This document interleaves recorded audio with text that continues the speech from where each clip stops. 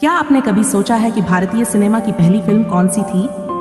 वह समय कैसा रहा होगा जब लोगों ने पहली बार चलती फिरती तस्वीरें देखी होंगी? यह कहानी है उस ऐतिहासिक फिल्म की जिसने भारतीय सिनेमा को जन्म दिया, राजा हरिश्चंद्र। साल था 1913। उस समय भारत में मनोरंजन का मतलब था लोक कथाएं, नाटक और रामलीला।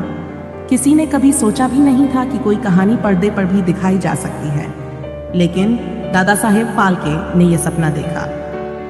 एक दिन उन्होंने एक अंग्रेजी फिल्म लाइफ ऑफ क्राइस्ट देखी। उस फिल्म को देखकर उनके मन में एक ख्याल आया, अगर विदेशी लोग अपने भगवान की कहानियां पर्दे पर दिखा सकते हैं तो हम अपनी पौराणिक कथाएं क्यों नहीं दिखा सकते।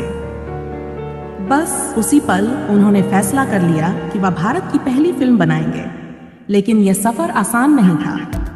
फिल्म बनाने की कोई तकनीक भारत में नहीं थी, कोई स्टूडियो नहीं था, कोई ट्रेनिंग नहीं थी। दादा साहेब फाल्के ने अपनी संपत्ति गिरवी रखी, कुछ पैसे उधार लिए और इंग्लैंड गए, जहां उन्होंने फिल्म निर्माण की तकनीक सीखी।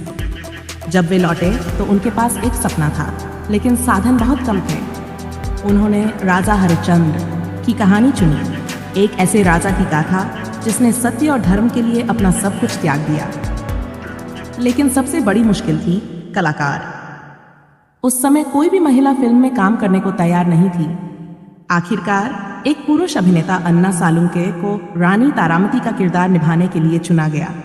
फिल्म की शूटिंग घर के आंगन में हुई, कोई स्टूडियो नहीं था, कोई सेट नहीं था। दादा साहेब फाल्के खुद ही कैमरा चलाते थे, खुद ही निर्देशन करते थे। कई महीनों की मेहनत के बाद फिल्म तैयार हो गई। डी को मुंबई के कोरोनेशन थिएटर में इस फिल्म का पहला शो हुआ। जैसे ही पर्दे पर तस्वीरें चलने लगीं, लोग हैरान रह गए। उन्होंने इससे पहले ऐसा कुछ नहीं देखा था। कुछ लोग डर गए, कुछ रोमांचित हो गए, लेकिन कुछ ही पलों में पूरा हॉल तालियों से गूंज उठा। राजा हरिश्चंद्र सुपरहिट थी। ये सिर्फ एक फिल्म नहीं थी, ये भारतीय सिनेमा की शुरुआत थी।